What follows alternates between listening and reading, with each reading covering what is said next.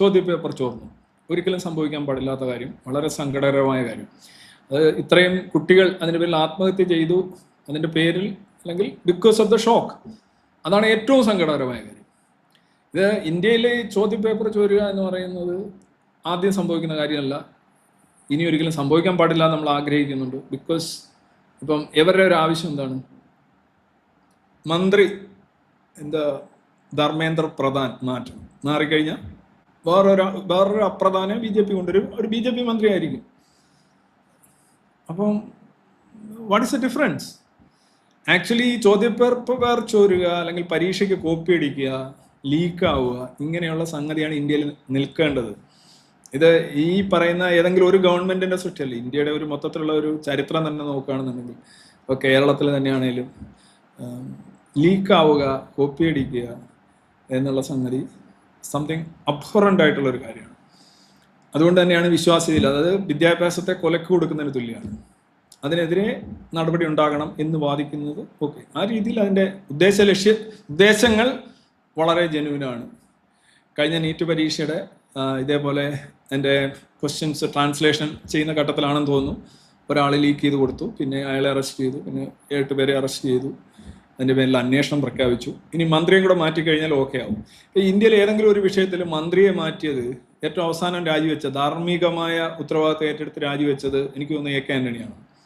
പണ്ട് ലാൽ ബഹദൂർ ശാസ്ത്രി മുതൽ ഇങ്ങനെ ധാർമ്മിക ഉത്തരവാദിത്തം ഏറ്റെടുത്ത് രാജിവെക്കുക, അത്രക്കുള്ള ഒരു ധാർമ്മികതയൊന്നും ധർമ്മേന്ദ്ര പ്രധാനോ BJPക്കോ ഇല്ല എന്നുള്ളത് വ്യക്തമാണ്. ഓരോരോ ലീക്ക് വരുമ്പോൾ ഓരോരോ മന്ത്രിമാർ രാജിവെക്കുക എന്ന് പറഞ്ഞു കഴിഞ്ഞാൽ അവർ തന്നെ പറയുന്നത് അങ്ങനെയാണ്, എല്ലാ ദിവസവും മന്ത്രിമാർ രാജിവെച്ചുകൊണ്ടിരിക്കണം. കാര്യം അമ്മാതിരി ലീക്കുകളാണ് ഇന്ത്യയിൽ, പരീക്ഷാ ക്രമക്കേടുകളാണ് ഇന്ത്യയിൽ നടന്നുകൊണ്ടിരിക്കുന്നത്. അപ്പം വിഷയം ഓക്കെയാണ്, ഒരു സമരം ചെയ്യാനായിട്ടുള്ള ഒരു കാര്യമാണ്. പിന്നെ അതിനുശേഷം നടക്കുന്ന കാര്യങ്ങളാണ് ഇപ്പോൾ വിഷയമായിട്ടുള്ളത്. ഇന്നലെ തന്നെ പ്രകടനക്കാർക്ക് നേരെ കയ്യേറ്റം നടന്നിട്ടുണ്ട് എന്നുള്ള സീനുകൾ പുറത്തു വരുന്നു, നമ്മളത് കാണുന്നു, പരിക്കേറ്റവരെ കാണുന്നു. അതോടൊപ്പം തന്നെ ട്രക്ക് ലോഡായിട്ട് കല്ല് അവിടെ കൊണ്ടുവന്നിടുന്നു. വളരെ മാരകമായ രീതിയിലുള്ള അക്രമങ്ങൾ ഈ സമരം നടത്താനെന്നുള്ള പേരിൽ വന്ന ആളുകൾ, വിദ്യാർത്ഥികളാണോ, ചെറുപ്പക്കാരാണോ, ഗുണ്ടകളാണോ, ആരോ ആയിക്കോട്ടെ, നല്ല രീതിയിലുള്ള പോരാട്ടം, അതായത് തെരുവ് കലുഷിതമാക്കുക, കലാപത്തിന് സാധ്യത ഉണ്ടാക്കുക. ഇത് ജനാധിപത്യത്തിൽ അങ്ങനെ ഒരു അക്രമത്തിനോട് എനിക്ക് യോജിപ്പില്ല. ഓക്കെ, സോണം വാങ്ചുക്ക് ചെയ്തത് ശരിയായ, ഓക്കെ, പുള്ളി പിന്നെ നിരാഹാരവ്രതം എടുക്കുന്നു. നിരാഹാരവ്രതം എന്ന് പറയുന്നത് തന്നെ ഒരു ബ്ലാക്ക് മെയിലാണ്.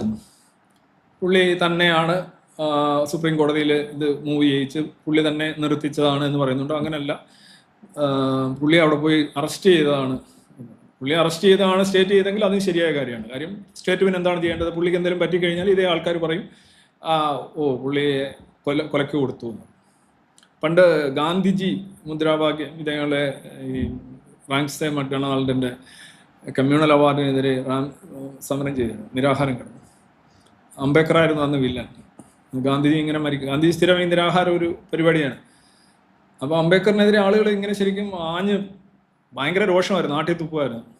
ആള് പറഞ്ഞു, നിങ്ങൾ കാരണം ഗാന്ധിജി മരിക്കുന്നു, നിങ്ങൾക്ക് വഴങ്ങിക്കൂടെ, നിങ്ങൾ എന്ത് മനുഷ്യനാണ്, എമ്പതി ഉണ്ടോ, അതുണ്ടോ ഇതുണ്ടോ എന്നൊക്കെ അംബേദ്കറിനോടാണ് ചോദിക്കുന്നത്. അംബേദ്കർ അന്ന് പറഞ്ഞത്, എന്നെ ഈ നഗരത്തിലെ തെരുവ് വിളക്കിൽ കെട്ടിത്തൂക്കി കൊന്നാൽ പോലും ഞാൻ എൻ്റെ ആവശ്യങ്ങളിൽ നിന്നോ എൻ്റെ ജനങ്ങളുടെ ആവശ്യങ്ങളിൽ നിന്നോ പിന്മാറില്ല എന്നാണ് അംബേദ്കർ എന്ന് പറഞ്ഞത്. പക്ഷേ അംബേദ്കർ അത് പറഞ്ഞു, പക്ഷേ വഴങ്ങി ചർച്ച നടത്തി. അതിനേക്കാൾ ഇൻ എഫക്റ്റ് അത് കുറച്ചുകൂടെ ഗുണകരമായെന്നാണ് എൻ്റെ വിലയിരുത്തൽ.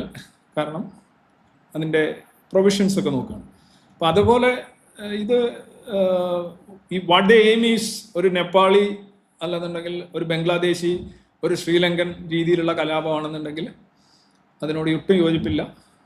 പിന്നെ ഇന്നലെ നേതാക്കളുമായിട്ട് സംസാരിക്കുന്നുണ്ട് സെൻട്രൽ ഗവൺമെൻറ്, നഡ്ഡയാണെന്നാണ് എൻ്റെ ഓർമ്മ. അത് നല്ലതാണ്. ഇത്തരത്തിലുള്ള വിഷയങ്ങൾ, ജെന്യൂനായിട്ടുള്ള വിഷയങ്ങൾ ഉയർത്തിക്കൊണ്ടുവരുമ്പോൾ അവരുമായിട്ട് ഇൻട്രാക്ട് ചെയ്യാനും സംസാരിക്കാനും ആദ്യം തന്നെ തീരുമാനിക്കണം. എന്തിനാണ് വൈനോട്ട്? അതിപ്പോൾ BJPയോ അല്ല കോക്രോച്ച് പാർട്ടിയോ അല്ലെന്നുണ്ടെങ്കിൽ വേറെ ഏത് പാർട്ടി ആയിക്കോട്ടെ. ഇന്നലെ വരെ കോക്രോച്ച് പാർട്ടിയുടെ സമരത്തെ തിരിഞ്ഞു നോക്കാതിരുന്ന കോൺഗ്രസ് ആണ് ഇന്നലെ അതിനകത്തൊരു എന്താ പറയുക ലെവറേജ് കിട്ടിയപ്പോൾ ചാടി വീണിരിക്കുന്നു. അപ്പോൾ ഇത് ബേസിക്കലി രാഷ്ട്രീയ സമരമല്ലേ. ഒരു പാർട്ടി അവർക്ക് ഗുണകരമാണ്, അവർക്ക് ഭരണത്തിൽ വരണമെന്ന് പറഞ്ഞുകൊണ്ട് ഒരു ഒരു ഒരു സംവിധാനത്തെ അല്ലെങ്കിൽ ഒരു സന്ദർഭത്തെ എക്സ്പ്ലോയിറ്റ് ചെയ്യുന്നു. പക്ഷേ എക്സ്പ്ലോയിറ്റ് ചെയ്യുന്നത് ശരിയാണ്, കുഴപ്പമില്ല, നല്ല കാര്യം തന്നെയാണ്. ഭരണം കുറച്ചുകൂടെ കറക്റ്റാക്കാനും നല്ല രീതിയിലുള്ള പ്രതിപക്ഷവും വളരെ നല്ലതാണ്. പക്ഷേ വിഷയം ഈ അക്രമം എന്ന് പറയുന്നത് ഡെമോക്രസിയുടെ സിലബസിൽപ്പെട്ട കാര്യമല്ല. അക്രമത്തിലൂടെ, കലാപത്തിലൂടെ ഭരണം അല്ലെന്നുണ്ടെങ്കിൽ അശാന്തി നിറയ്ക്കുക എന്ന് പറയുന്നത് അത് പിന്നെ ജെൻസി ആണ്. ജെൻസിക്ക് എന്താ പ്രത്യേകിച്ച് എന്തെങ്കിലും ഒരു പ്രിവിലേജ് ഉള്ളതായിട്ട് ഞാൻ കാണുന്നില്ല. ജെൻസിക്കും ഈ പറഞ്ഞ കുഴിയിലേക്ക് കാലം നീട്ടിയിരിക്കുന്നവർക്കൊക്കെ തുല്യമായിട്ടുള്ള അവകാശാധികാരങ്ങളെ ഈ രാജ്യത്ത് പാടുള്ളൂ.